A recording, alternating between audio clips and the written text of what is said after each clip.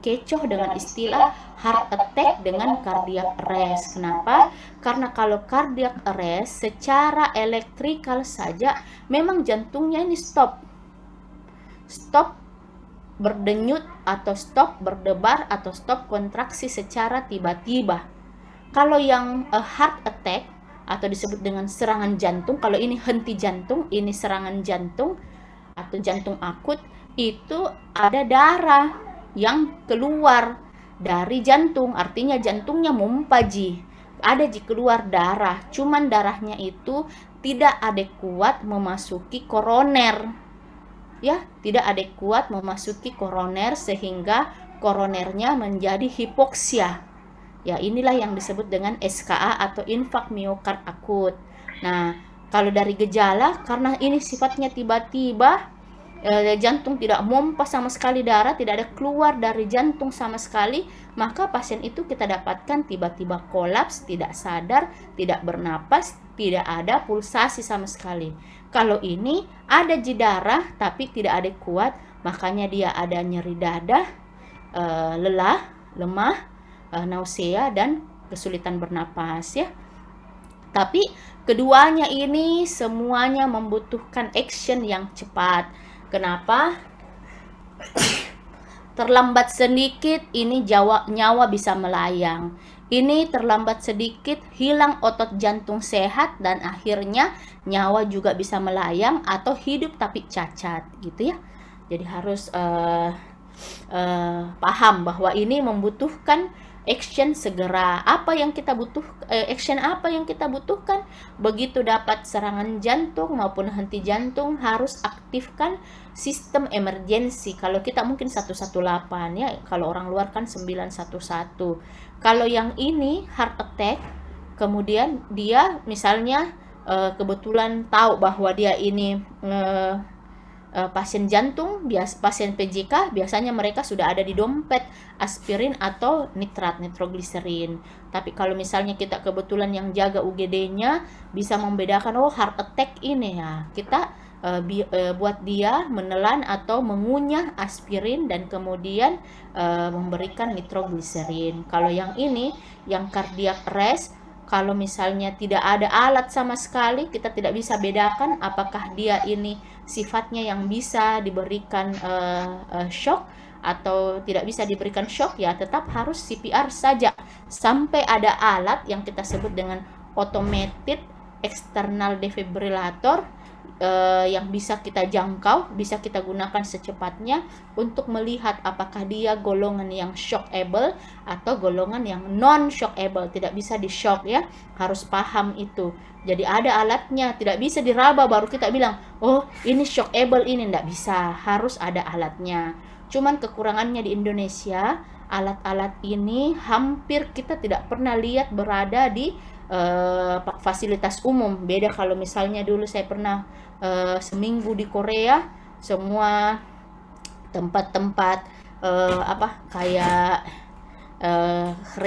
kereta bawah tanah itu hampir di beberapa kayak berapa meter lagi ada lagi AED-nya. Itu mereka memang pertontonkan bahwa memang di tempat di situ, dan kemudian semua orang bisa mengambil alat tersebut dan semua orang insya Allah bisa menggunakan alat tersebut. Kalau kita di Indonesia, kita tidak tahu di mana tempatnya ini barang, atau kalau kita bolak-balik Jakarta, sedangkan saya itu dulu waktu sekolah di Jakarta tahun lalu hampir 2 minggu saya bolak-balik Jakarta Makassar, katanya ini barang ada di bandara, saya tidak pernah lihat. Katanya ada di bandara, padahal saya tidak pernah lihat, padahal saya lumayan ini bolak-balik Jakarta Makassar, saya tidak pernah lihat. Mungkin kalaupun saya lihat, ini berada dalam kaca yang dikunci, yang entah kuncinya siapa yang pegang, begitu. Atau ada sedang kita lihat alatnya, terbuka ini barang, orangnya tidak bisa gunakan, ya. Kenapa? Karena kita itu masih lemah sekali sistem emergensinya. Makanya mungkin Unismu di Makassar ini satu-satunya center pendidikan yang punya modul blok khusus untuk gawat darurat, dan ini sangat penting. Itu modul atau blok tersebut ilmunya jangan sampai di Anda saja, minimal ada orang rumah Anda yang bisa mengerjakan CPR seperti itu ya, harus ada yang kita kasih pelajaran, harus ada, karena kita tidak tahu siapa selanjutnya yang akan kolaps di antara kita ya. Kalau dulu itu saya pernah dengar ceritanya Prof. Idrus Paturusi itu tiba-tiba kolaps mungkin karena gangguan elektrolit, karena katanya sebelumnya dia ada diarenya sudah berhari-hari, dan kemudian di rumah tiba-tiba dia kolaps. Untung istrinya ini mantan wartawan senior, dia tahu CPR, dia CPR suaminya sampai selamat, dan alhamdulillah guru kita masih ada di antara kita sampai hari ini. Coba kalau gurunya ibunya ini ibu rumah tangga biasa, tidak pernah belajar CPR ya. Jadi ilmunya sekali lagi jangan sampai hanya di kalian. Harus terus itu ilmunya kita sebarkan, karena kalau kita aktif, bukan tidak mungkin satu Indonesia nanti ini akan melek sistem emergensi gitu ya. Oke. Kemudian bicara tentang henti jantung, jadi insidensnya ini lumayan tinggi ya. Di Amerika saja yang canggih begitu, lebih dari 400.000 orang per tahun meninggal dengan henti jantung. Amerika ini. Nah, jadi kalau Indonesia ini dihitung, malu-malu mungkin lihat datanya. Kemudian orang-orang tersebut yang meninggal dengan CPA ini, ada yang sudah terdiagnosa atau bahkan tidak terdiagnosa, sebelumnya ada kelainan jantung atau kelainan paru. Yang jelas 75% itu memang terkait dengan PJK, dimana kalau dia usia muda, laki-laki lebih banyak daripada perempuan, tapi kalau usia-usia tua nih, dekade ke-6 sampai dengan dekade ke-8, jumlah antara laki-laki dan perempuan itu sudah imbang. Yang sangat mempengaruhi memang faktor resiko ya, faktor resiko diabetes, merokok, dislipidemia, dan hipertensi. Makanya kalau ada orang itu, makanya kenapa manifestasi klinis PJK itu selain asimptomatik, angina pectoris stabil, sindroma koroner akut, gagal jantung, kita masukkan juga sudden cardiac death, karena memang 75% sudden cardiac death itu karena PJK. Jadi merupakan manifestasi klinis dari PJK. Bagaimana kita tahu, Dok? Bagaimana nih kita tahu bahwa dia sudden cardiac death PJK? Ya karena adanya faktor risiko ini gitu. Jadi misalnya meninggal, kita biasa tanya keluarganya, sakit apa sebelumnya Bu? Hipertensi Dok, merokok Dok, ya gitu. Berarti dia sudah masuk dalam kategori manifestasi klinis PJK yang sudden cardiac death ya. Nah, etiologi CPA ini macam-macam. Kalau dari kardiak ya kembali lagi disebutkan PJK atau hipertrofi miokard. Kalau kita lihat itu YouTube, coba search yang kayak sudden cardiac death, barusan dia gol, barusan dia lompat-lompat kegirangan, langsung tiba-tiba dia kolaps.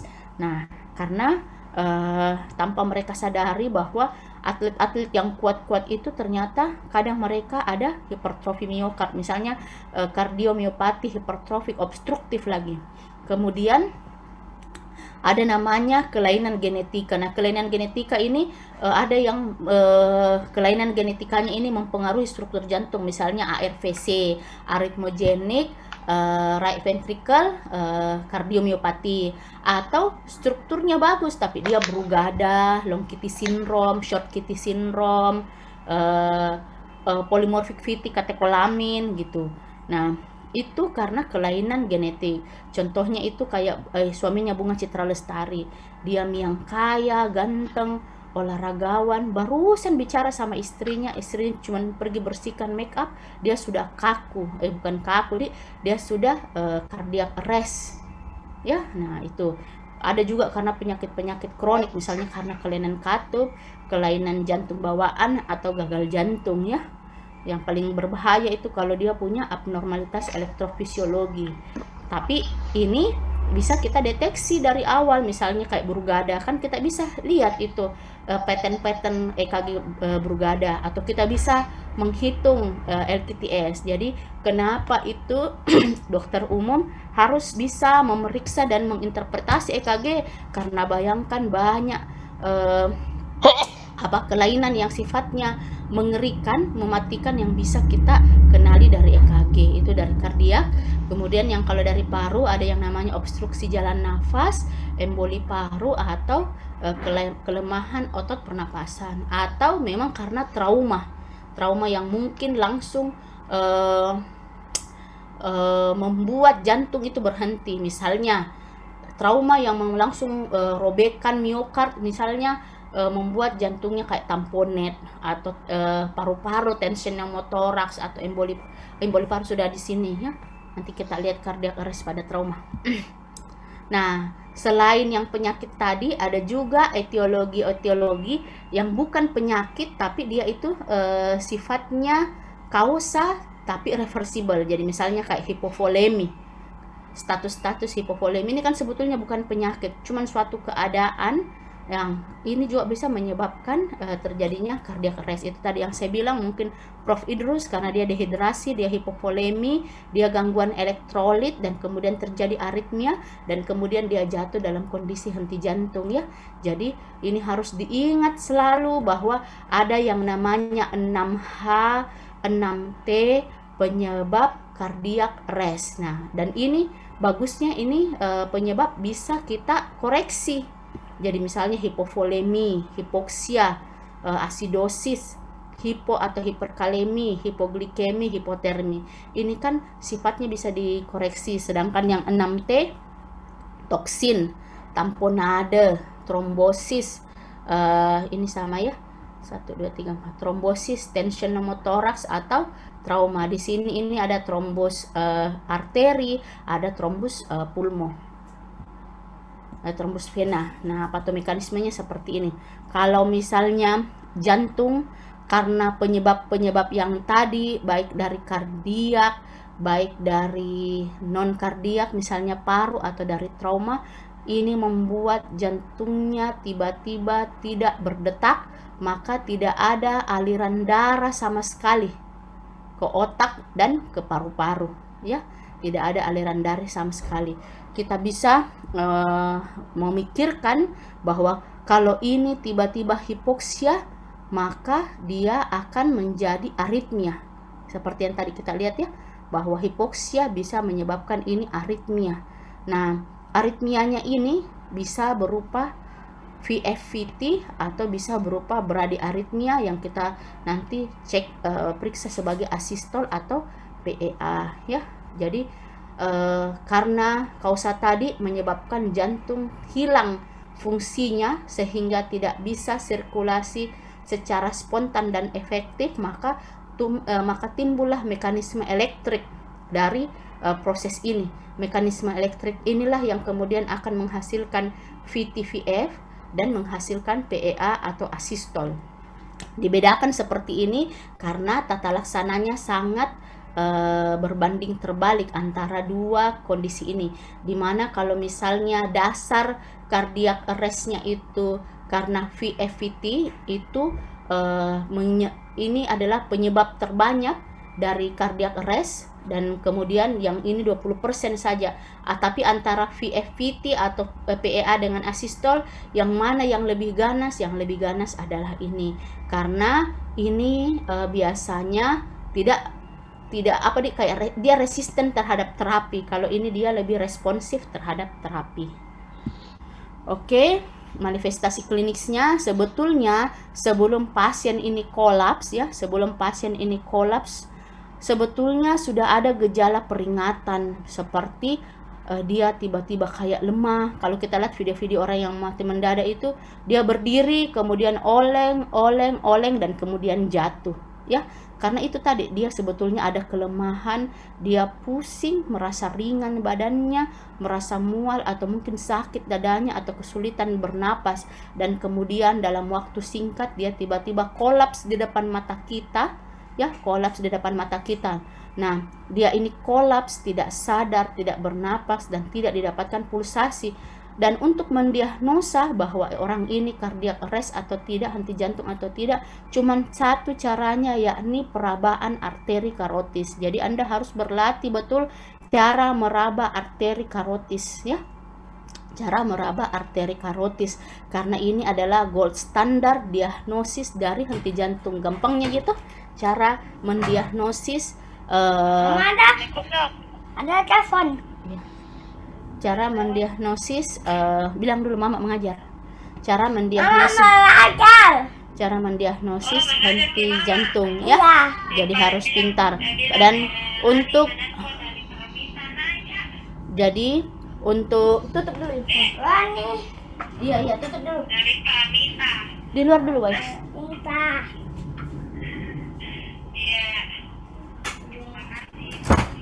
Jadi untuk mendiagnosa orang henti jantung dalam 10 detik, bukan dalam 10 menit, karena 3-5 menit saja orang seperti ini tidak kita kasih tata laksana yang adekuat, dia akan meninggoy, dia akan mati permanen ya. Sedangkan kita kasih tata laksana belum tentu dia kembali, apalagi kalau kita kasih tata laksana tidak adekuat atau tidak memberikan tata laksana sama sekali. Itu artinya kita melihat dia mati pelan-pelan padahal kita bisa do something. Jadi harus bisa meraba arteri karotis dan kemudian harus bisa mengecek pernapasan secara bersamaan tidak lebih dari 10 detik untuk memastikan bahwa orang ini henti jantung ya. Bukan 10 menit ya. Bukan pegang dulu ini, tidak ada napasnya, tidak ada perabaannya, nah panggil dulu temannya, raba-raba saya dulu sini. Waduh, tidak boleh lebih dari 10 detik. Anda harus yakin terhadap kemampuan diri Anda sendiri dalam perabaan karotis, karena ini adalah gold standar ya. Jadi tata laksananya sebetulnya itu Anda bisa mengenali, kemudian Anda bisa mengaktifkan sistem emergensi, Anda bisa memberikan kompresi jantung paru yang benar, yang adekuat, dan kemudian kalau misalnya ada alatnya, Anda bisa menggunakan alat tersebut dan kemudian bisa menggunakan alat tersebut sebagai defibrilasi pada kasus VTVF, dan kemudian Anda bisa memberikan tata laksana post arrest sampai dia recovery. Jadi gitu ya. Jadi kalau dia in hospital atau out hospital ini memang beda. Tapi intinya itu harus bisa mengenali, harus bisa mengaktifkan sistem emergency, bisa memberikan kompresi, defib dan seterusnya ya. Nah, berikut ini tata laksana dari cardiac arrest. Jadi banyak sebetulnya bagaimana kita tata laksana pada orang dewasa, bagaimana kita tata laksana cardiac arrest pada anak-anak, atau bagaimana tata laksana cardiac arrest pada trauma, atau bagaimana tata laksana cardiac arrest pada pasien COVID, pada pasien ibu hamil. Itu semua prinsipnya sama, tapi ada beberapa pertimbangan sesuai dengan kondisi-kondisi pasien kita ya. Jadi kalau Anda witness, menyaksikan orang tiba-tiba kolaps, nah Anda harus bisa mengenali. Tapi sebelum Anda meraba, mengecek karotis atau mengecek napasnya, pastikan lingkungan aman. Jadi pastikan aman dulu, aman pasiennya, aman penolongnya, dan aman lingkungannya. Artinya kalau misalnya Anda berdiri, tiba-tiba Anda lihat gedung ambruk, dan kemudian Anda lihat bahwa di dalam situ ada manusia, ya jangan masuk situ, dan kemudian ini gedung ini mau ambruk fase 2, Anda masih di situ, tidak boleh ya. Harus pastikan semua aman ya. Sama dengan orang tenggelam, Anda mau memberikan pertolongan tapi di tengah orang tenggelam misalnya, kan tentu tidak bisa ya. Atau ada orang Anda lihat tiba-tiba kolaps sementara menyeberang, dan kemudian Anda yang langsung tiba-tiba jadi hero, mau merekognisi ini keadaan. Nah, Anda ya tetap harus pastikan prinsip aman ya, aman pasien, aman penolong, aman lingkungan. Dan kemudian setelah prinsip aman tersebut sudah kita jalankan, barulah kita mengecek pulsasi dan pernapasan secara bersamaan tidak lebih dari 10 detik. Kemudian setelah Anda memastikan pasien ini tidak ada respon dan henti jantung, maka Anda aktifkan sistem emergensi. Jadi Anda aktifkan sistem emergensi itu kalau di Indonesia 118. Jadi menelpon 118 tersebut, menelpon pun itu tidak seperti kayak film-film ya, cuman menelpon halo, dan kemudian 911 bisa melacak siapa yang halo tadi. Kalau kita di Indonesia jangan kasihan berharap seperti itu. Anda tetap harus melaporkan bahwa di sini ada pasien henti jantung, laki-laki, kira-kira umurnya segini, alamatnya segitu, tutup nih. atau suruh orang lain panggil dulu 118 sambil Anda lakukan RJP ya. Intinya tidak boleh lebih dari 3 sampai 5 menit ini baru Anda melakukan action, mati duluan nih pasiennya. Nah, lakukan RJP pun ini ada syarat-syaratnya supaya bisa berhasil. Tekan kuat. Kuatnya bagaimana? Kompresinya itu kedalamannya 5 sampai 6 cm. Anda tekan tapi jantungnya dadanya tidak turun ke bawah 5 sampai 6 cm ya tidak kuat namanya. Dan yang kedua prinsipnya tekan cepat. Jadi ada kecepatan yang harus kita capai 100 sampai 120 kali per menit. Jadi kalau kita berhitung itu kayak 1 2 3 4 ya itu bisa sampai 120. Tapi kalau misalnya kita berhitung 1 2 3 itu mungkin sekitar 100 ya. Jadi jangan 1 2, wah itu cuma 60 nanti, padahal kita dituntut untuk 100 sampai 120. Jadi kalau Anda lakukan lihat RJP, kalau ada yang berhitung 1 2 3 4 itu 100. Tapi 1 2 3 4 5 6 itu juga betul karena itu dia kejar 120 kali per menit ya. Dan kemudian yang ketiga selain kuat, cepat harus ada recoil. Jadi harus ini jangan misalnya pada saat tidak ditekan Anda tekan terus ini dadanya padahal sedang tidak mengkompresi. Harus pastikan bahwa dadanya ini kembali ke tempat, yaitu yang namanya recoil. Jadi kuat, cepat, dan recoil. Dan kemudian kalau misalnya rasio kompresinya itu 30 kali kita kompresi, kasih napas 2 kali ya. Kasih napas 2 kali. Nah, orang yang memanggil bantuan tadi ini datang nih tim sekunder. Nah, tim sekunder inilah yang kemudian membawa alat AED. Nah, dari sambil kita RJP, dia siapkan AED-nya, kemudian dipasang AED-nya dengan memasang pedal ini di atas dan di bawah ya. Di atas sternum 1, di apex 1, maka akan kelihatan di sini iramanya. Iramanya apa? Apakah PEA atau asistol atau dia VT-VF tanpa nadi gitu ya. Nah, inilah yang kemudian menentukan apakah pasien ini kita bisa berikan defibrilasi atau cukup dengan RJP saja ya. Nah, untuk catatan pernapasan juga itu bukan pernapasan yang caranya tidak boleh begitu. Pernapasan seperti kita bernapas fase inspirasi yang berlangsung 1 detik dengan volume yang cukup, yang betul-betul kelihatan dadanya mengembang, bukan yang begitu keras tapi cuman berlangsung sangat singkat, itu tidak sempat membuat dadanya mengembang. Jadi tetap begitu ya. Oke, ini gampang dicerita tapi begitu ada orang meninggal cardiac arrest di depan kita, kadang juga kita tidak tahu mau ngapain ya. Tapi dengan latihan terus-menerus, makanya latih orang supaya Anda juga terbiasa, pasti nanti bisa dapat feel-nya ya. Nah, jadi yang tadi sudah prinsip aman, sudah mengaktifkan sistem emergency, dan kemudian prinsip aman, kemudian dia sudah memastikan pasiennya ini henti jantung, dan kemudian mengaktifkan sistem emergency, dan kemudian mulailah CPR atau kompresi jantung paru ya. Kompresi. Kalau kebetulan ada AED bisa ditentukan iramanya. Makanya orang belajar EKG itu betul-betul ini juga harus dipahami. Kapan kita sebut VF, kapan disebut VT, kapan yang disebut asistol, kapan disebut PEA. Ya, kalau misalnya dia VFPT sambil kita RJP, siapkan shocknya. Ya, kita shock dia. Dia VFPT tanpa nadi, kita shock.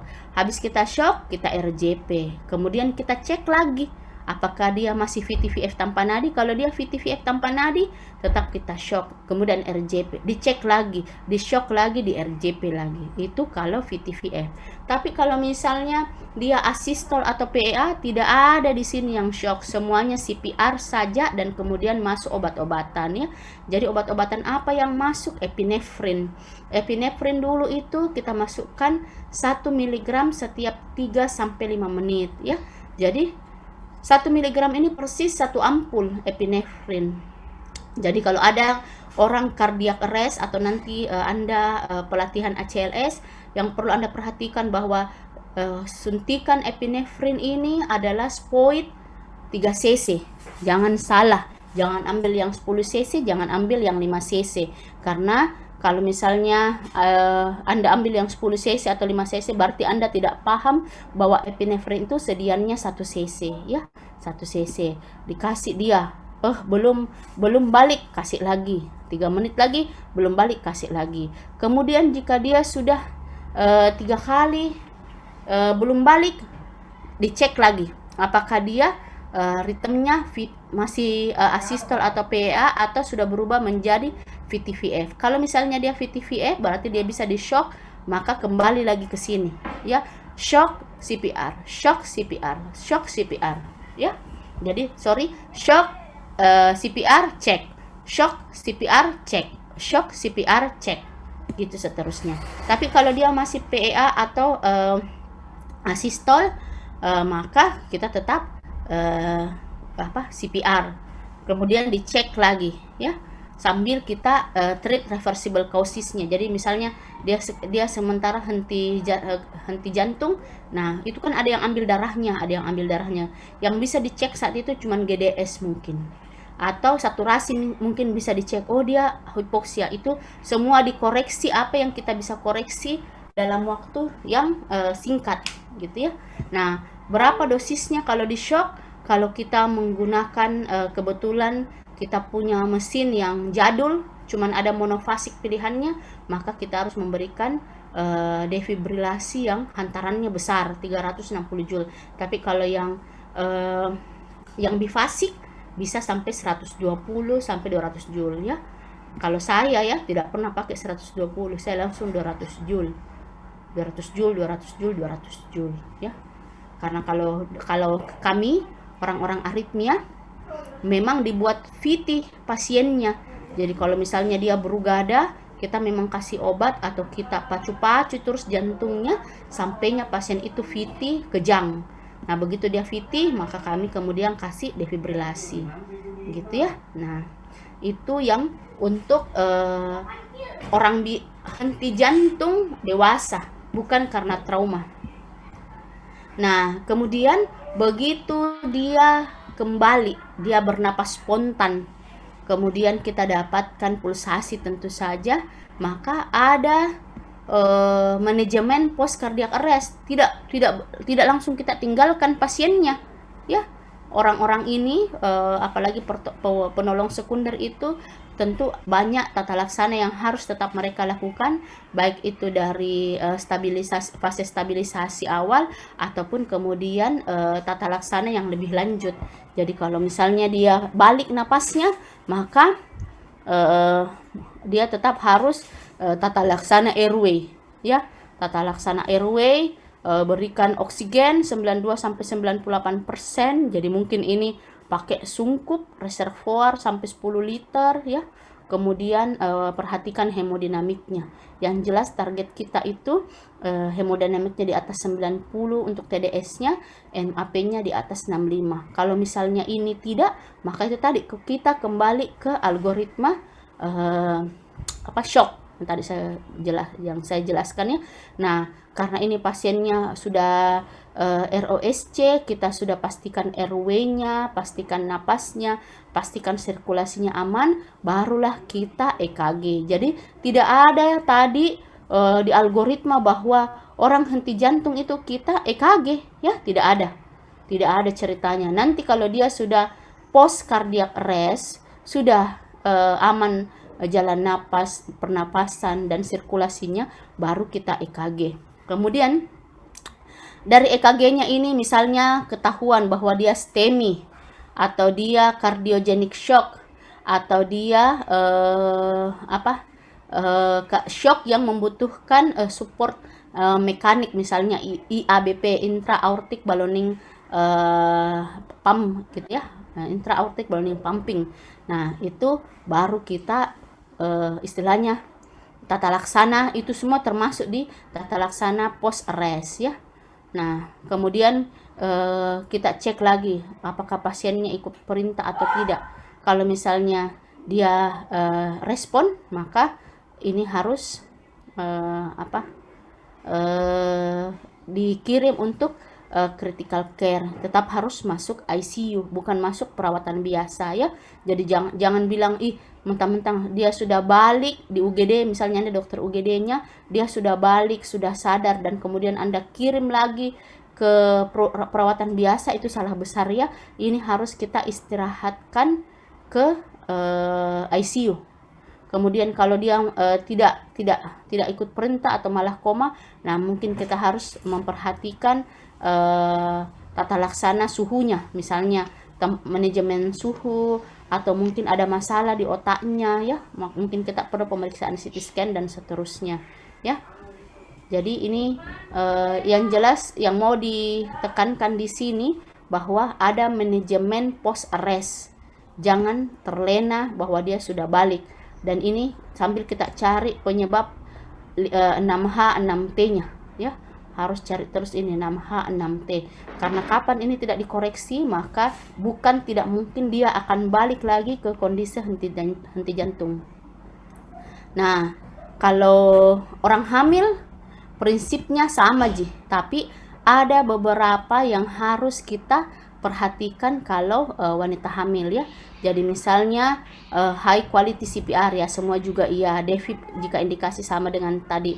Apa yang harus kita perhatikan pada wanita hamil? Jadi yang jelas wanita hamil itu ada massa dalam perutnya yang bisa membuat terjadi penekanan aorta, penekanan aorta. Maka orang hamil ini kita harus memberikan infus itu jangan yang di kaki, jangan pasang infus di kaki. Usahakan itu pasang infus di atas diafragma. Kenapa? Karena kalau di kaki bisa jadi obat kita itu tidak sampai target karena ada penekanan aorta, penekanan vena akibat dari janin. Ya, itu yang pertama. Jadi jangan sekali-sekali infus di daerah kaki, harus di atas diafragma, minimal tangan lah. Kemudian yang kedua, karena ada karena ada massa untuk menghindari penekanan, kadang kita miringkan pasiennya. Jadi pada saat kita pada saat kita CPR, kalau pasien lain kan terlentang sempurna. Nah, kalau dia bulan-bulan kehamilannya sudah tua yang betul-betul ada penekanan, maka mungkin kita harus menaruh handuk supaya badannya itu bisa miring 15 derajat lah paling tidak ya. Atau tidak, kita dengan menggunakan tangan kita posisikan sedikit lateral uterinnya. Jadi kan rahim itu bisa digeser-geser, jadi kita bisa geser sedikit itu uterinnya supaya jangan menekan aorta maupun vena cava.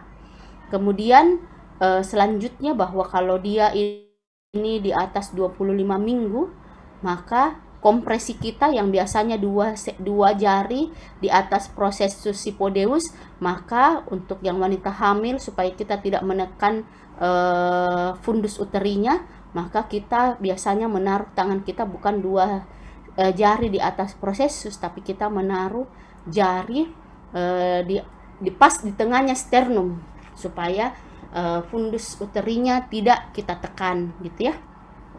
Selanjutnya yang harus kita perhatikan pada wanita-wanita hamil itu, bahwa kita lebih agresif untuk oksigenasi. Kenapa? Orang hamil ini tidak henti jantung saja, mereka itu mengalami peningkatan kebutuhan oksigen 20%, dan kemudian itu kebutuhannya meningkat 20%. Sementara karena kondisi kehamilannya dia terjadi penurunan hantaran oksigen 20%. Jadi walaupun bagus CPR, tak bagus caranya memberikan pernapasan, dia tetap kekurangan oksigen. Maka pada pasien-pasien ibu hamil, pemberian ititub ya, kayak intubasi itu kita lebih cepat memutuskan itu.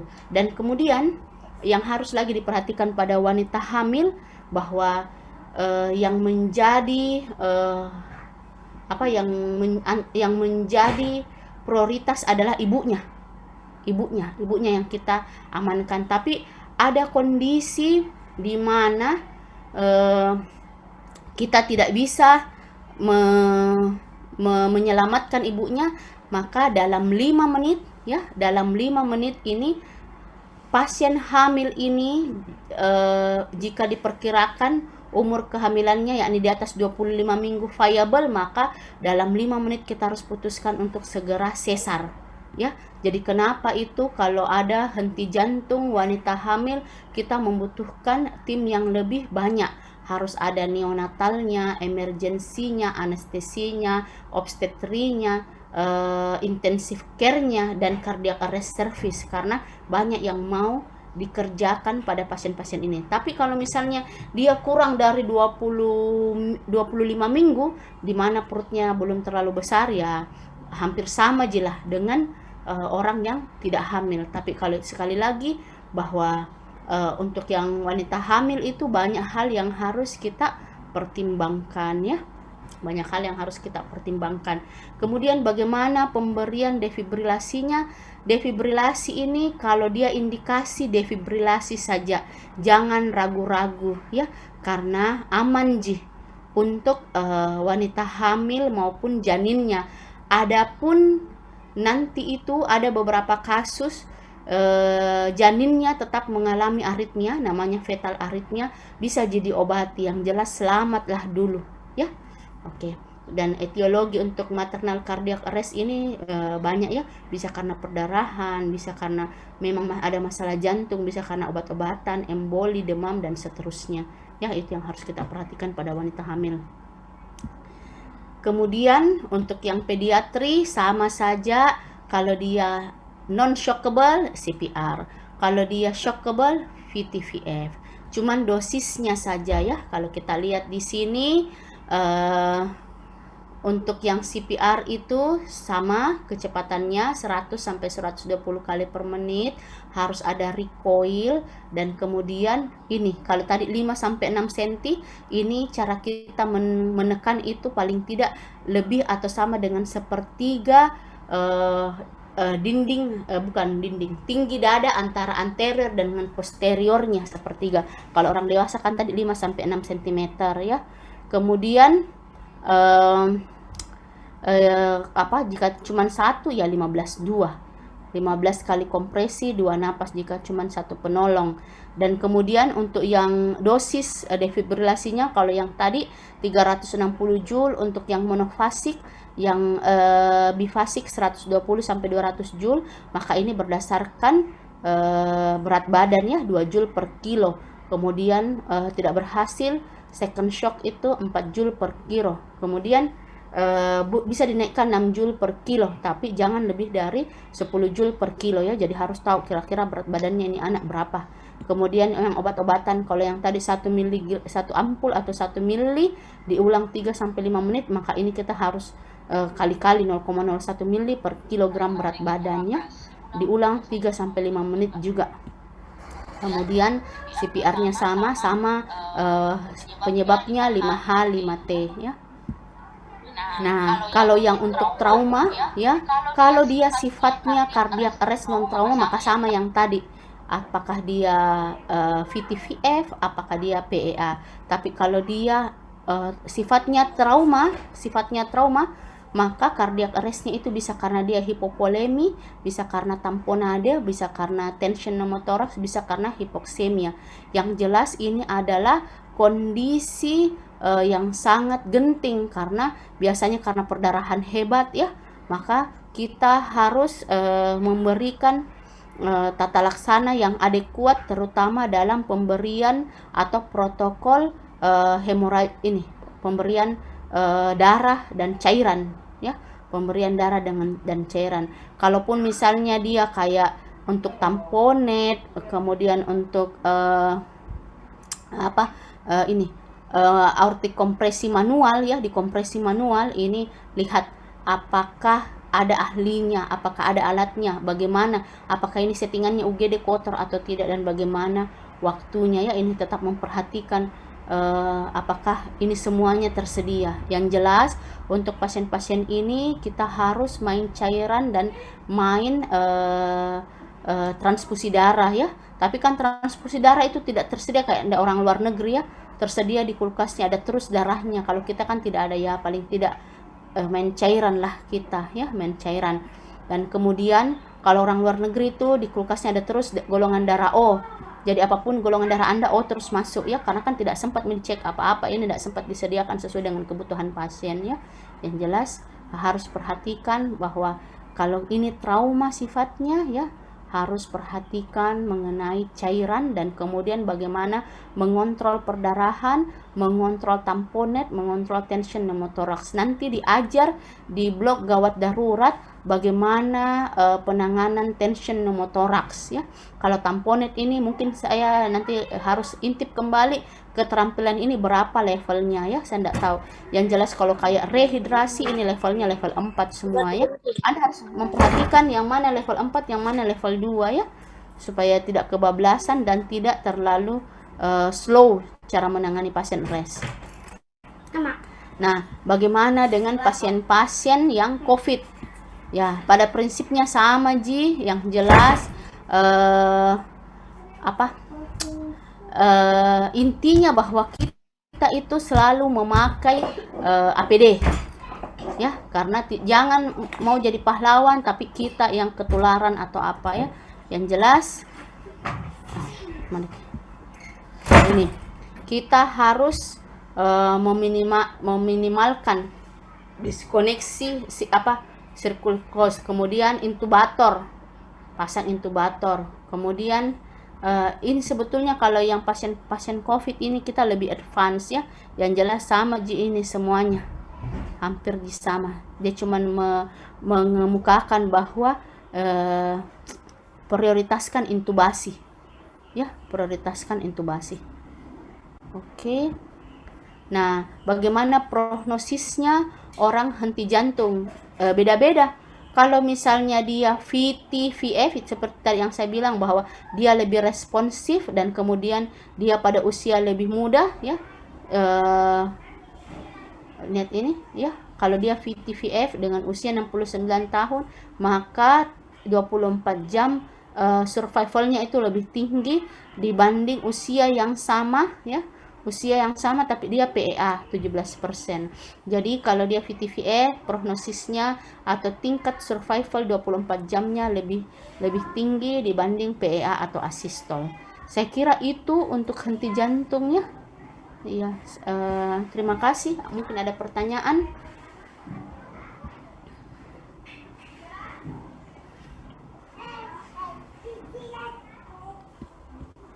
1, 2, 3. Oke, stop sharing. Sampai jumpa di besok review-review. Silahkan belajar tentang, karena mungkin saya akan bertanya secara acak mengenai materi-materi review kita besok ya, tentang nyeri dada, sesak, berdebar, dan nyeri tungkai. Saya kira cukup. Terima kasih banyak masih mau bertahan menunggu, dan saya mohon maaf hari ini banyak sekali hambatan saya untuk mengajar tepat waktu. Assalamualaikum warahmatullahi wabarakatuh. Saya izin live. Waalaikumsalam warahmatullahi wabarakatuh. Tabe dok, terima kasih dok. Iya, nanti itu pokoknya semua bahan kuliah saya ada dikirim di grup. Oke. Iya dok.